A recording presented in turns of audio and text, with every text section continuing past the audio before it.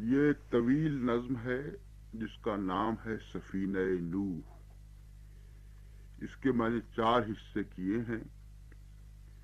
پہلا حصہ مشرق ہے، دوسرا حصہ مغرب، تیسرا رب المشرقین والمغربین، اور چوتھا سفینہ نوح۔ میں کوشش کر رہا ہوں کہ اس پوری نظم میں موجودہ انسانی صورتحال کو جو مشرق و مغرب میں موجود ہے اپنی ذات اور اپنی قوم اور ملت کے حوالے سے دیکھوں، اور جو مسائل ہمارے سامنے درپیش ہیں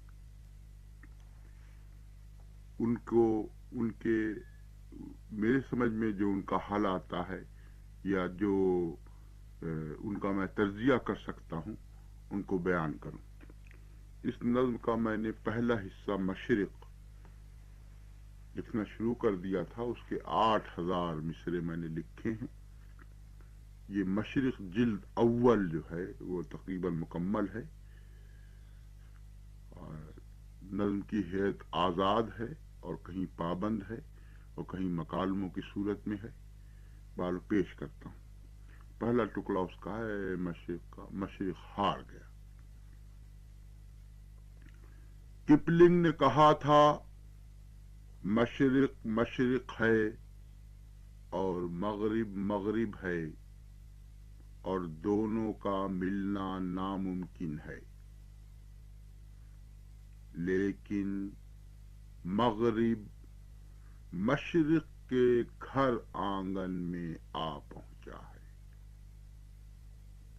میرے بچوں کے کپڑے لندن سے آئے ہیں، میرا نوکر BBC سے خبریں سنتا ہے، میں بے دل اور حافظ کے بجائے شیکسپیئر اور رلکے کی باتیں کرتا ہوں۔ اخباروں میں مغرب کے چکلوں کی خبریں اور تصویریں چھپتی ہیں، مجھ کو چگی داڑھی والے اکبر کی کھسیانی ہنسی پر رحم آتا ہے۔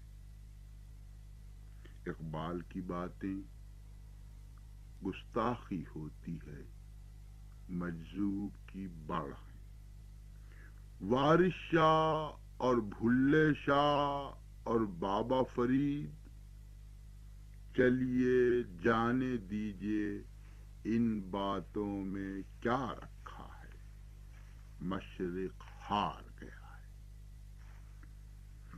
یہ بکسر اور پلاسی کی ہار نہیں ہے، ٹیپو اور جھانسی کی رانی کی ہار نہیں ہے، سن 57 کی جنگ آزادی کی ہار نہیں ہے۔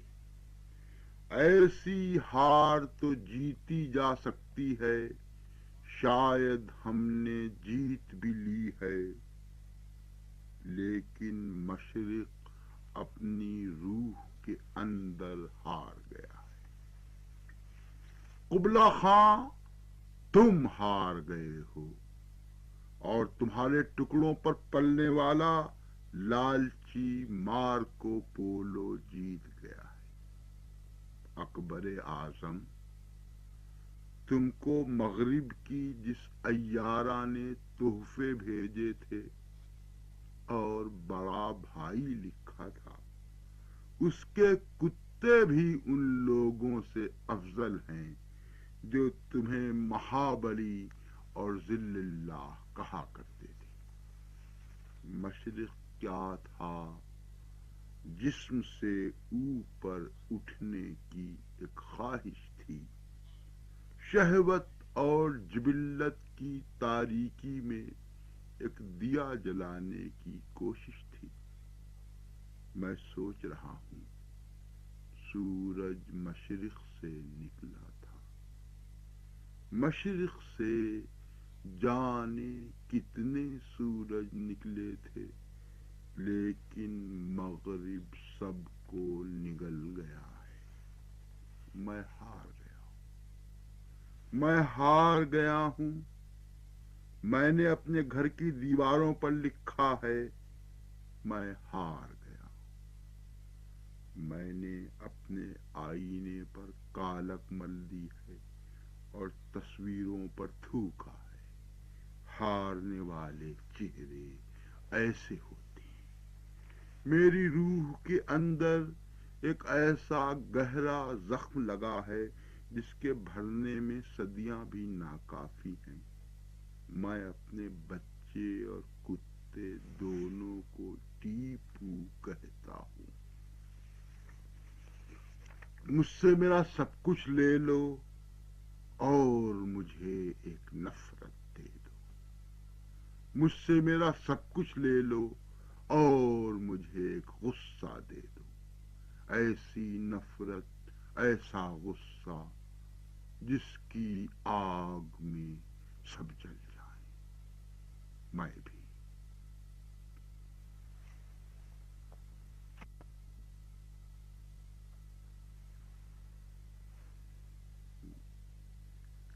اب جو میں حصہ سنا رہا ہوں اس کا عنوان ہے میں اور وہ.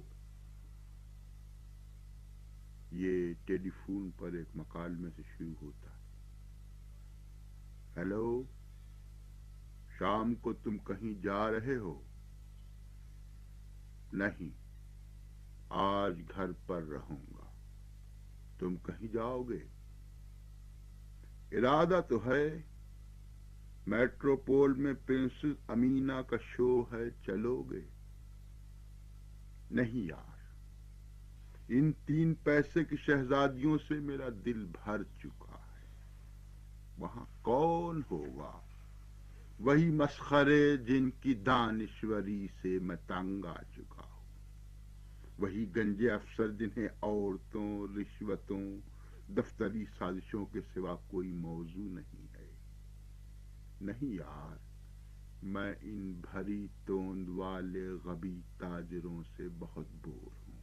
تم چلے جاؤ، پھر ملاقات ہوگی. خدا حافظ.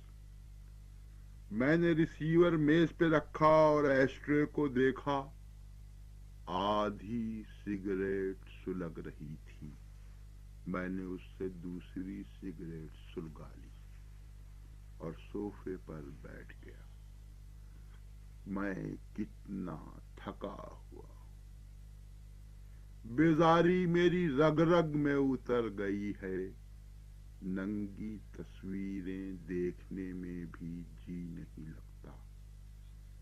یہ ایک ادیب کا بتایا ہوا نسخہ تھا جو فیل ہوا. تنہا رہنے کی خواہش واحد خواہش ہے جو اپنے اندر پاتا ہوں، اور تنہائی سے ڈرتا بھی ہوں. اکثر لوگوں کا سرمایہ یادیں ہوتی ہیں. مجھ کو کوئی بات یاد نہیں آتی. خود پسندی یادوں کی دشمن ہوتی ہے. سورج آہستہ آہستہ اپنے لمبے سفر کو طے کرتا گھر کی دیواروں پر آ پہنچا ہے. سائے لمبے ہونے لگے. دور افق پر آگ لگی ہے. سورج اس آگ میں جل جائے گا. میں شام کی ٹھنڈی راکھ کو ریدوں گا اور ایشٹرے میں سگریٹ جلتے بجھتے رہیں گے. رات ہو گئی. بلب کی ملگجی روشنی شب کی میت پہ نوحہ گناہ ہے. دور گلیوں میں کتوں کے رونے کی آواز ایک ماتم بے سبب کا پتہ دے رہی ہے. راستے بے دلیل آرزوؤں کی مانند بکھرے ہوئے ایک انجانی منزل کی جانب رواں ہیں. میں تنہا چلا جا رہا ہوں. میرے قدموں کی آواز میرے تعاقب میں ہے. کبھی میرا سایہ سمٹتا، کبھی پھیلتا ہے. کبھی ایک سائے سے کچھ اور سائے نکلتے ہیں. چاروں طرف وحشت زدہ ہوں. سبب کچھ نہیں ہے مگر میرے اوہام صدیوں کی تاریخ سے میرے ہمراہ ہیں. دیوتاؤں کے استور، جوگیوں کی حکایات، پیروں فقیروں کے قصے میرے خون میں ہیں. میرے جسم میں آریہ اور سامی لہو کا تصادم ہے. میری ذات میں دو سمندر ہیں جن کی لہریں جدا اور طوفان ایک دوسرے سے بہت مختلف ہیں. یہ میرے تعاقب میں کون آ رہا ہے؟ گھٹتے بڑھتے سائے مجھ کو گھیر رہے ہیں. میں ان کے نرغے میں ہوں، خوف اور دہشت سے کانپ رہا ہوں جیسے طوفان کے جھکڑ میں پودے کانپ اٹھتے ہیں. میں نے ان سایوں میں ایک شخص کو دیکھا جس کی آنکھوں میں وہ وحشت تھی جو ویرانوں میں ہوتی ہے. سر اور پیروں پر گر جمی تھی، داڑھ ہی الجھی ہوئی تھی. وہ ایک نظر میں وحشی، جینیس اور پاگل لگتا تھا. ایک خیالی سایہ آسا مجمع کو جس میں بھی ایک سایہ تھا مخاطب کر کے وہ پاگل چیخ رہا تھا، یہاں آؤ اور میری باتیں سنو. سنو، دشت ظلمات میں چاند کجلا گیا ہے. سنو، ستارے کہن سال زندانیوں کی طرح جاں کنی میں گرفتار ہیں اور سورج کو امید فردا نہیں ہے. میرے چار جانب گھٹا ٹوپ اندھیرے کی دیوار ہے. اندھیرا کہ جو وسعتوں میں زمیں بن گیا ہے. اندھیرا کہ جو رفعتوں میں فلک ہو گیا ہے. اندھیرا کہ جو ابن آدم کا مسکن رہا ہے. میرے دونوں ہاتھوں میں کچھ بھی نہیں، راکھ ہے. میں اس راکھ کو اپنے چہرے پہ مل کر کھڑا ہوں.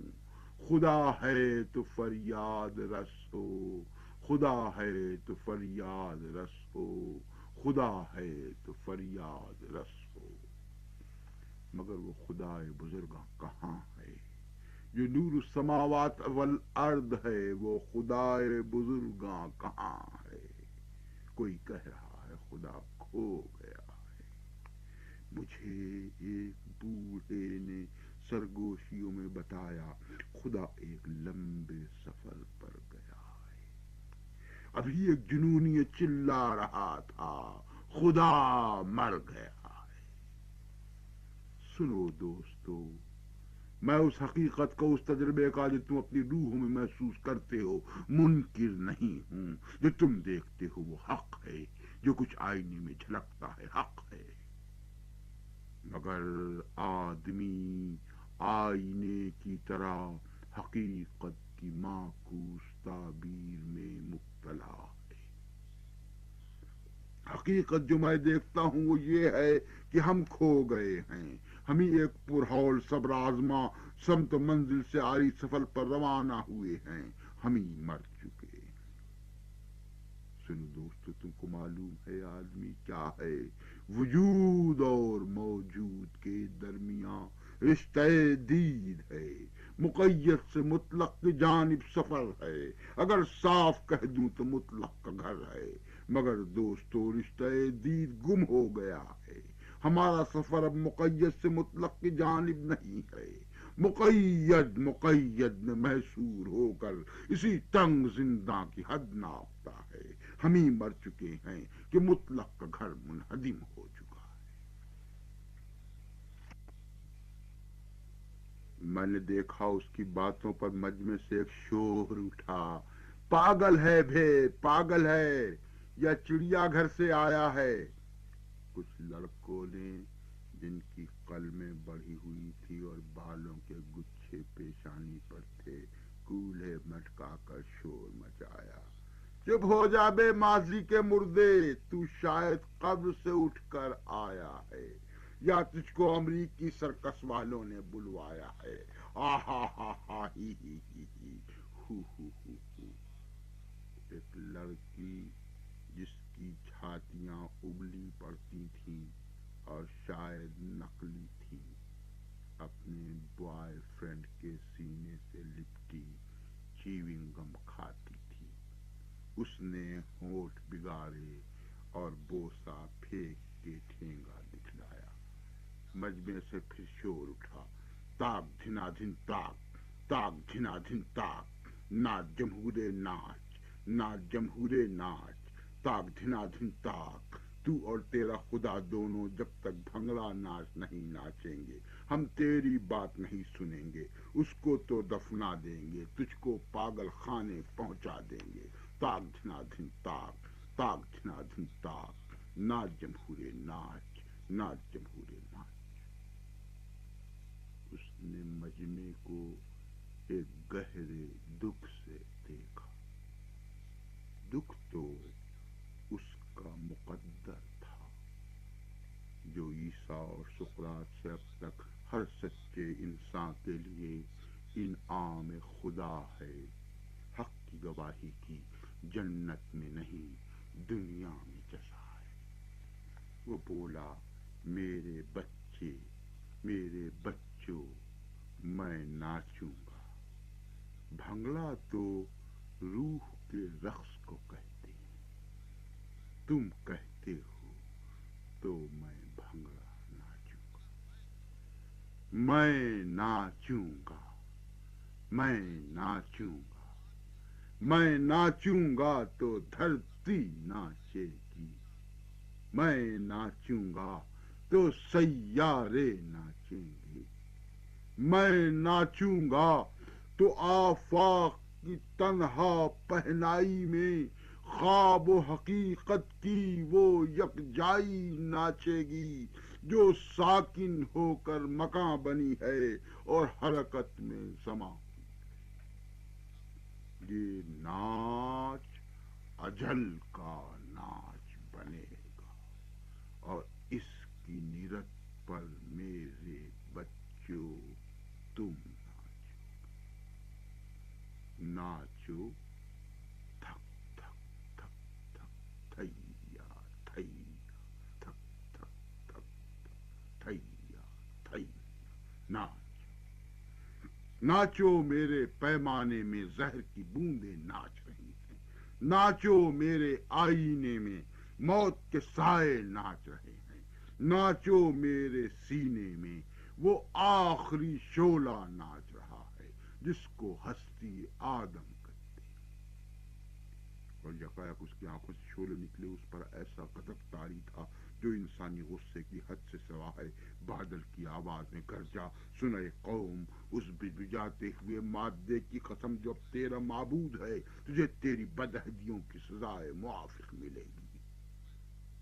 تجھے شیر پھاڑیں گے اور بھیڑیے کھائیں گے. خدا نے تجھے نعمتیں دی مگر تو نے بدکاریاں کی.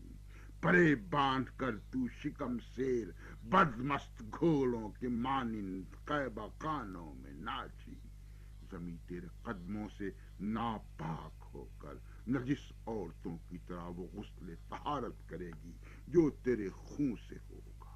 تیرے سب وزیر اور امیر اور شریر ایک ہیں.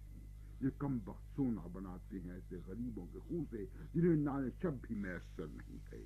تیرے نوجوانوں میں ہر ایک اپنی پڑوسی کی بیوی پہ یوں ہنہناتا ہے جیسے شہوت سے گل جائے گا. تو اب تجھ پہ وہ لوگ آئیں گے جن کے ترکش کھلی قبر ہے، جن کے گھوڑوں کے پیروں میں بجلی ہے، دل کی جگہ سنگ ہیں، جن کی آواز گویا سمندر کی آواز ہے. وہ تیری فصل کاٹیں گے، تیرے بیل اور گائے اور تیرے گلوں کو کھا جائیں گے. تیرے انگور و انجیر و زیتون نگل جائیں گے. میں اب دیکھتا ہوں کہ تیرے بزرگوں کی قبریں اکھاڑی گئی ہیں، مقدس کفن نالیوں میں پڑے ہیں، بدن ہڈیاں کاسے سر رکھتے لیے پھر رہے ہیں. ٹاٹور ہو اور راکھ میں لیٹو. اپنے اکلوتوں کے ماتم کے لیے تیار رہو. ماتم گلیوں اور بازاروں میں، ماتم شہروں اور ویرانوں میں، ماتم دریاؤں اور میدانوں میں، ماتم صحراؤں اور پہاڑوں۔ اے کاش کہ میرا سر پانی ہوتا، آنکھیں چشمہ ہوتی، تاکہ میں مرتے دم تک تیرے اکلوتوں کے غم میں رہوں۔